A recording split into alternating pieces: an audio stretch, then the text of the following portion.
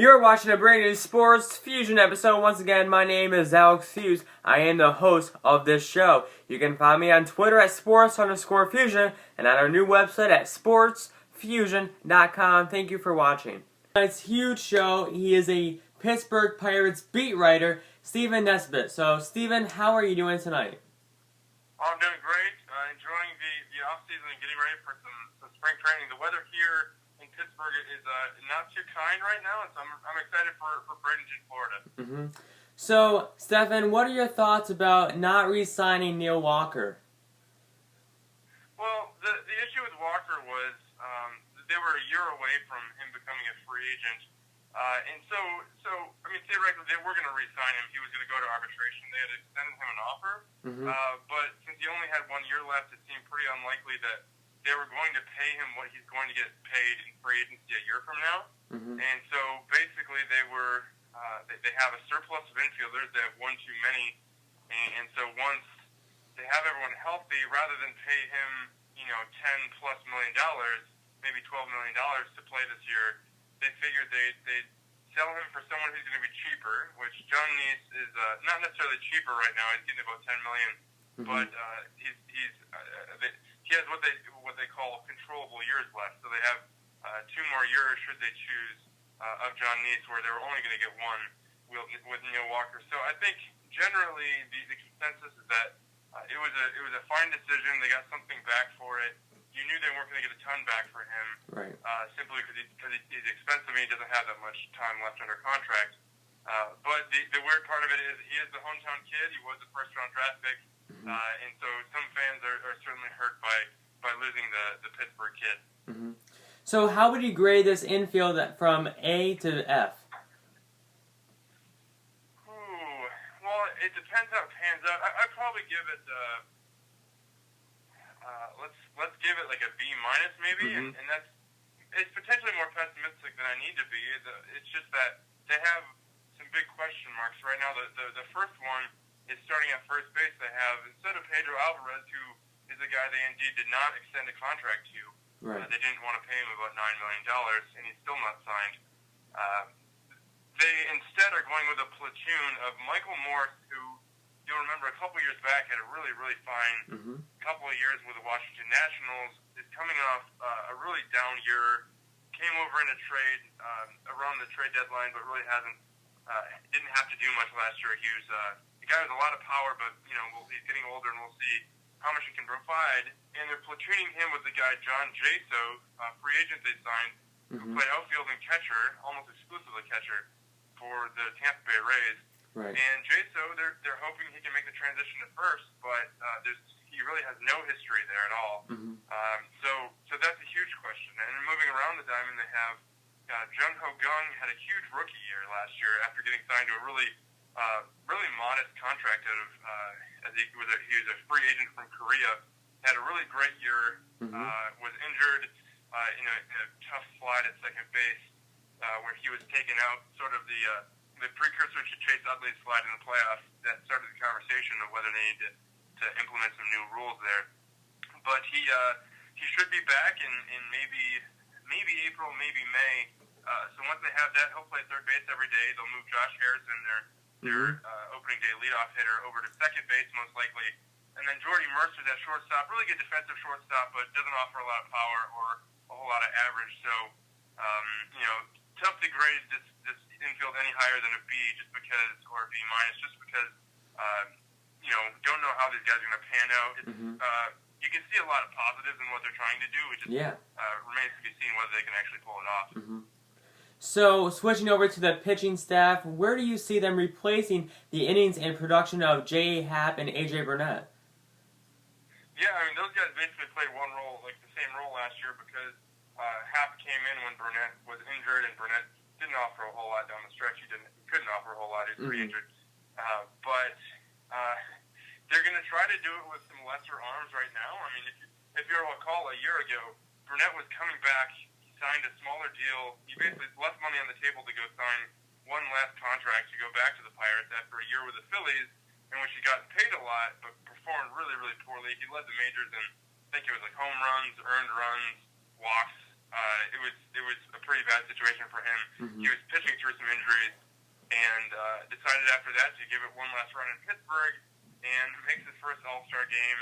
He has a really, really fine year until the flexor, the elbow flexor injury, which came around in August, and I guess July came around.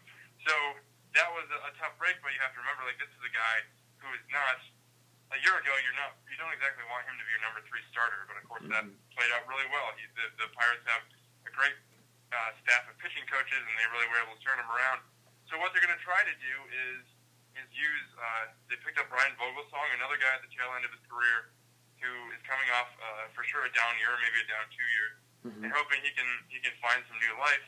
And then they also added, of course, John Neese, who is effectively is going to be with alongside Vogelsong, is trying to replace Burnett / Charlie Morton, who was really just a salary dump to the Philadelphia Phillies. They picked up a prospect, but Morton was basically getting paid too much to be a number 4 starter, and they decided we want to go with cheaper options that maybe will pan out. And the reason they're comfortable with that is they have 2 prospects who are, you think they're pretty close to the majors. They have one guy, Tyler Glasnow, one of the best right-handed relievers in the minors. Right-handed starters in the minors. Tyler should be ready mid-season. He's put up unreal numbers everywhere he's been. And then they have a guy who's supposed to be ready a while ago, former number 2 overall pick, Jameson Taillon, and he's gone through Tommy John. He had no oblique injury. He had an abdominal injury last year, a hernia that took surgery and knocked him out for a while. He hasn't pitched in an affiliated game since almost 2 years now. Wow. So he should be ready, but you just never know. Once he's had a couple injuries, you never know how much you trust him.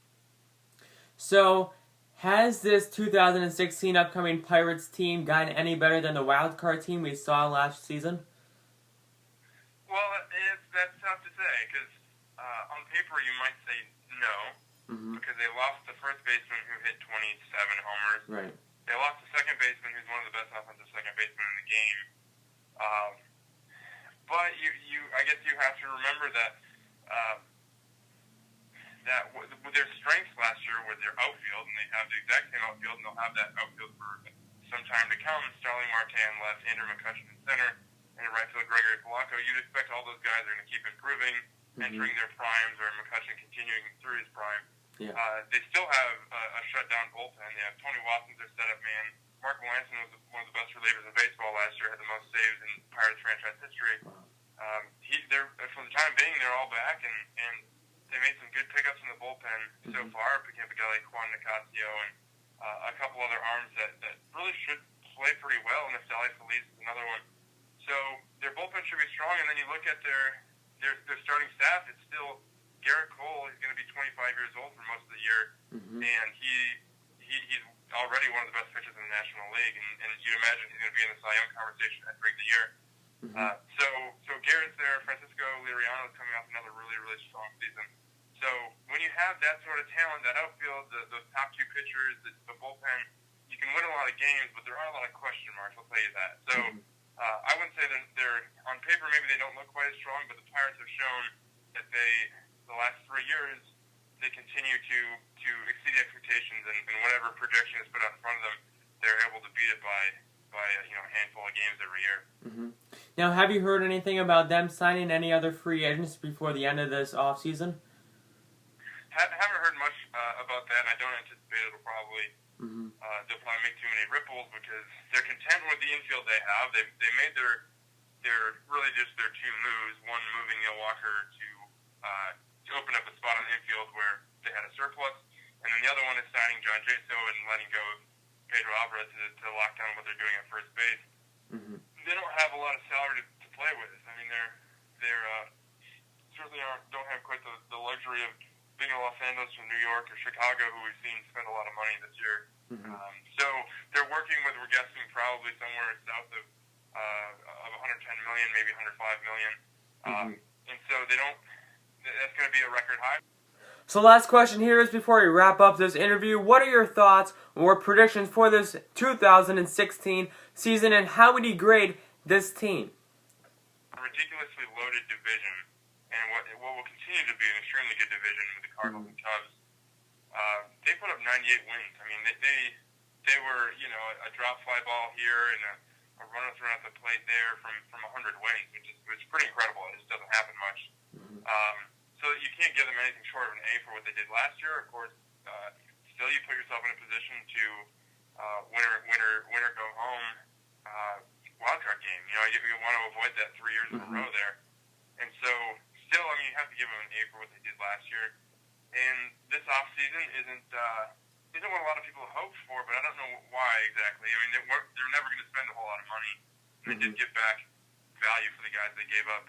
So I think they'll turn out fine. I think you entering this year, I mean, I guess you can maybe knock them a little for their question marks or unknowns, but this is going to be a good team, man. It's going to be a talented team that has enough proven pieces to where they're not going to drop a ton. I think this is a B+, A- team right now, and I think they're probably going to continue to prove some people wrong at the end of the year, and people start to realize that John Jaso is a really capable hitter. He doesn't strike out, and as long as guys keep up what they did last year, I think this will be a really formidable club. Okay, Mr. Nesbitt, thank you for coming on the Sports Fusion episode. All right. Thank you for tuning in for this new Sports Fusion episode. Thank you for watching, and I will see you tomorrow.